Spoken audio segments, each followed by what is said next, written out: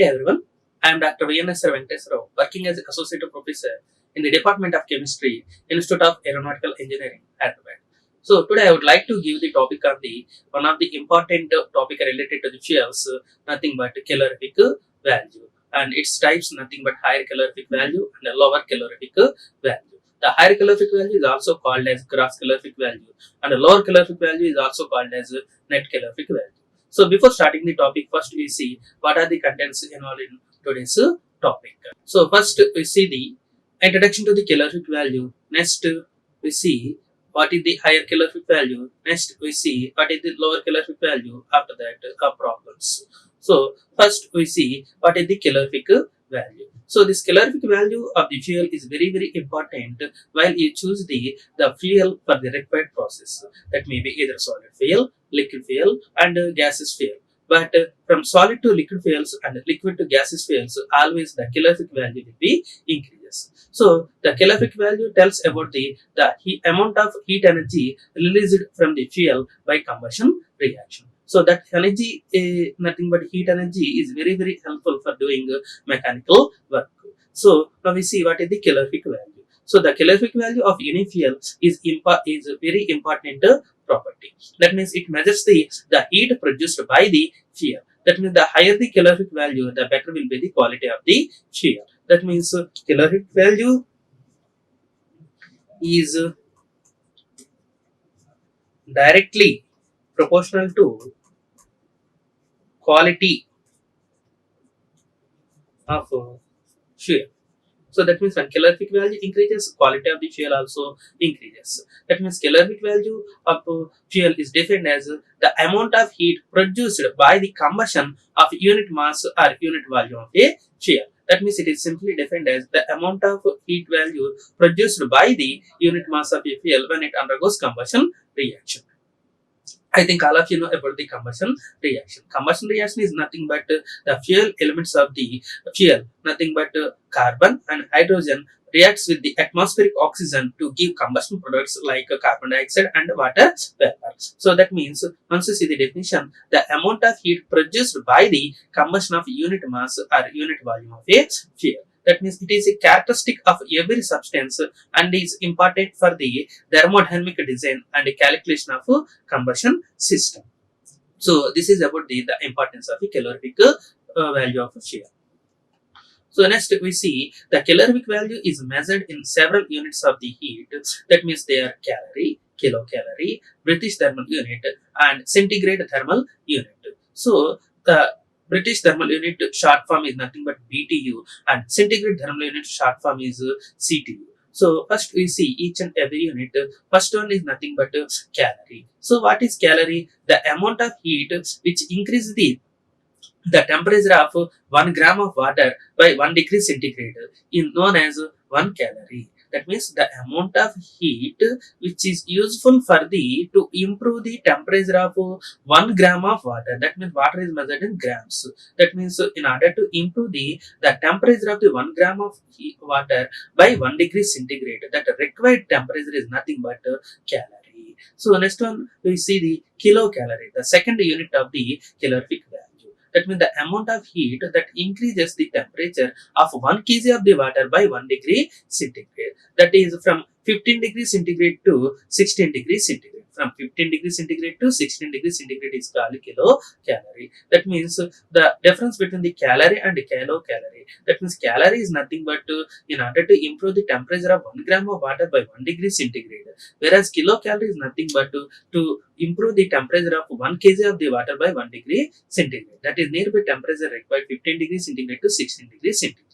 So this is about calorie and kilocalorie. Next we see British thermal unit and short form is BTU. BTU means British thermal unit. It is one of the unit of the kilocalories after the calorific value. That means the third unit nothing but British thermal unit BTU. It is the one of the units of the calorific value. That means the amount of heat required to rise the temperature of 1 pound of the water by 1 Fahrenheit degrees, nearby 16 Fahrenheit degrees to 61 Fahrenheit degrees, is called British thermal unit. That means 1 BTU should be equal to 252 kilocalories or 0.252 kilocalories. That means 1 kilocalorie is equal to 3.968 BTU, British thermal unit. Now we see British thermal unit. So the short form is BTU, and this British thermal unit is one of the unit for calorific value. So that means the amount of heat required to rise the temperature of 1 pound of the water by 1 Fahrenheit degree. That means 60 Fahrenheit degree heats to 61 Fahrenheit degree heats is called BTU. That means 1 BTU is equal to 252 calories, and so that should be equal to 0.252 kilocalories. That means 1 kilocalorie is equal to 3.968 BTU, British thermal unit. And next we see the fourth unit of the calorific value, nothing but CTU. What is CTU? Nothing but centigrade heat unit, CHU. Next we see the fourth unit of the calorific value, nothing but CHU. CHU is nothing but centigrade heat unit. That means it is the amount of heat required to rise the temperature of 1 pound of water through 1 degree centigrade. That means already you see the relationship between the BTU and kilocalories. That means 1 kilocalorie is equal to 3.968 BTU, and it should be equal to 2.2 centigrade heat unit, CHU. That means relationship among all the above units of heat is given as follows. That means 1 kilocalorie is equal to 1000 calories and 3.968 British thermal unit and 2.2 centigrade heat unit. Joule is also one of the heat energy unit for the energy. That means 1 calorie is equal to 4.18 joules. But the relationship between the all the units of the calorific value should be 1 kilocalorie is equal to 1000 calories. That should be equal to 3.968 BTU and 2.2 centigrade heat units. So this is the relationship between the all the units of the calorific value. Okay, next. Now we see the types of the calorific value. There are totally two types of the calorific value. One is higher calorific value, abbreviated as HCV, and the alternative name of the higher calorific value is nothing but gross calorific value, abbreviated as GCV. And the second one is nothing but lower calorific value, abbreviated as LCV. And this lower calorific value is also called as net calorific value, that is abbreviated as NCV. So these are the types of the calorific values. Now let us see one by one. First one is nothing but higher calorific value or gross calorific value. So it is defined as the amount of heat energy produced by the combustion of unit mass of fuel when the combustion products are allowed to cool at the room temperature. That means after the combustion of each and every fuel, it is ready to produce the combustion products, and the combustion products are cooled down to room temperature. At that temperature, the value of the calorie is nothing but higher calorific value of a fuel.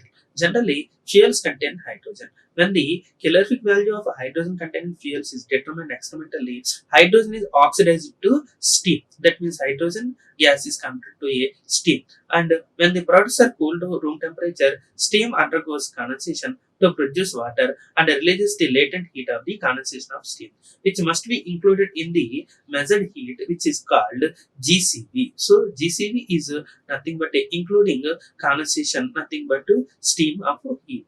That means GCV is also called as gross calorific value, the alternative name of the higher calorific value.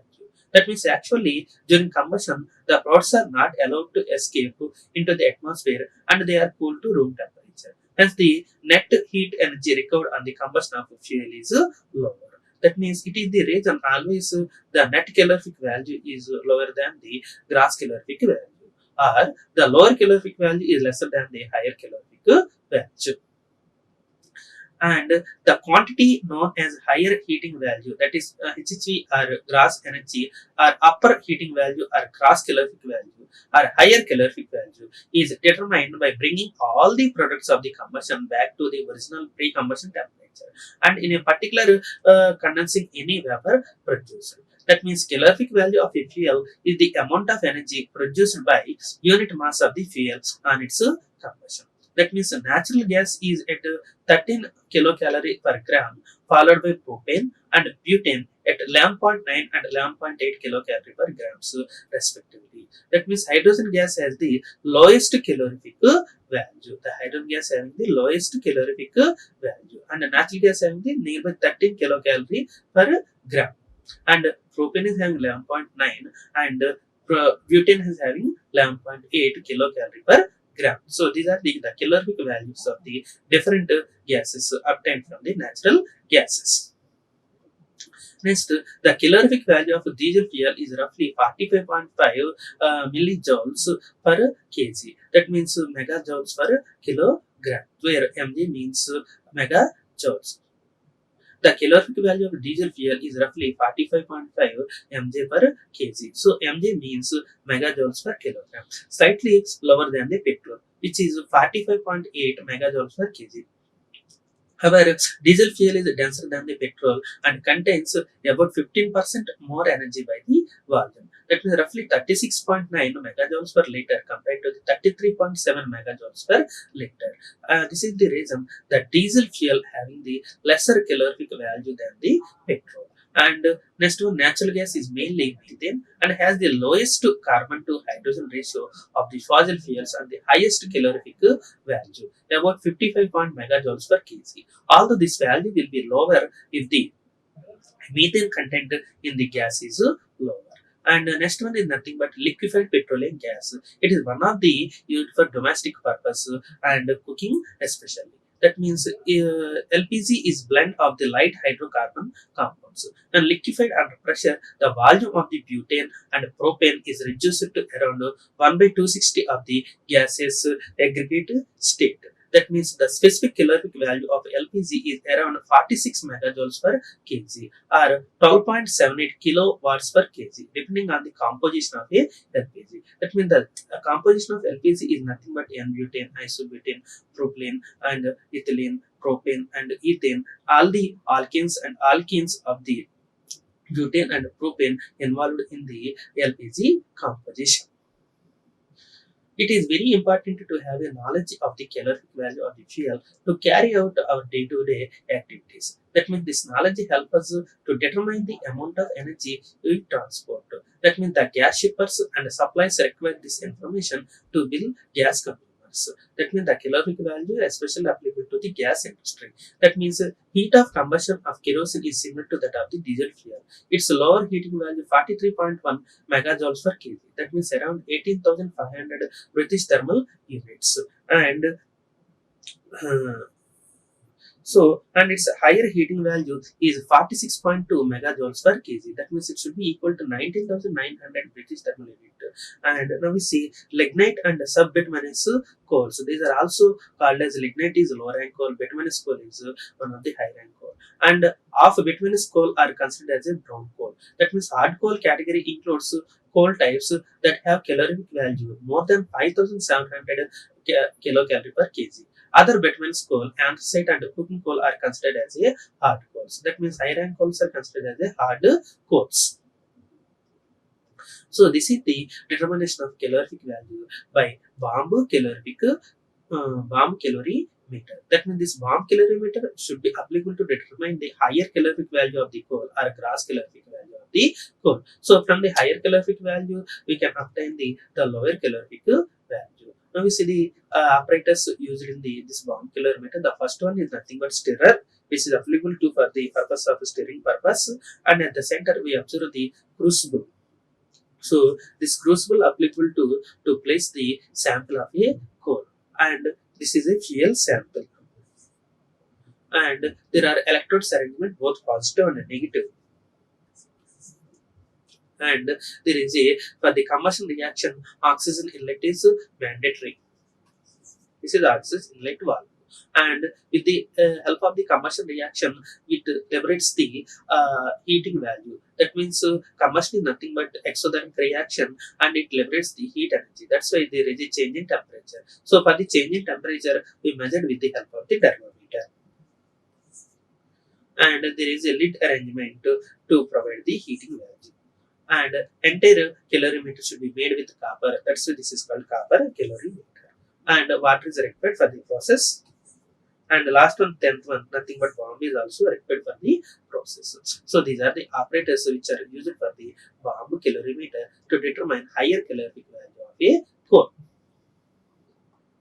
Now we see the types of the calorific value of second type, nothing but lower calorific value are net calorific value. Lower calorific value are net calorific value. That means it is defined as the amount of heat energy produced by the combustion of unit mass of fuel when the combustion products are allowed to escape into the atmosphere. That means after the formation of air, combustion products like water vapor and carbon dioxide, finally what happens, that carbon dioxide is a gaseous molecule, it gets evaporated, and the water vapor also gets evaporated. That means they are cooled down to room temperature. What happens, they are ready to escape. At that temperature, the calorific value is nothing but a lower calorific value or net calorific value. That means LCV does not include the latent heat of the steam or water vapor formed.